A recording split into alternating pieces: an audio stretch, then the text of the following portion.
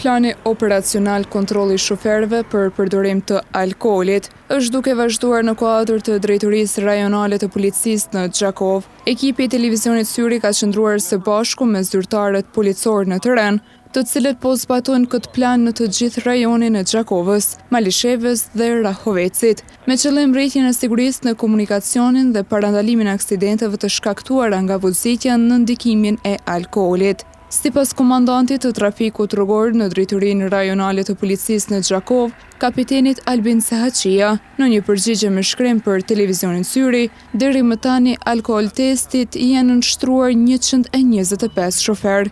Nga kontrollet e realizuara, 22 patent shofer janë konfiskuar pasi drejtuesit e automjeteve janë kapur duke vozitur në ndikimin e alkoolit në kundërshtim me rregullat e trafikut rrugor.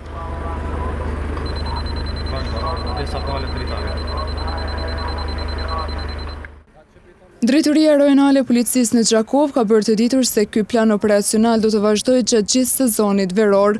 Kontrollet do të intensifikohen për shkak të ardhjes së mërgjimtarëve, si dhe organizimit të festimeve dhe hajhençeve të ndryshme.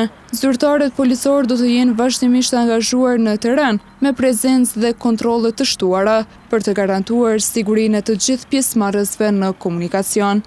Policia bën thirrje të gjithë drejtuesve të automjeteve që të mos ngasin automjetin në ndikimin e alkoolit, duke respektuar rregullat e trafikut dhe duke kontribuar në parandalimin e aksidenteve.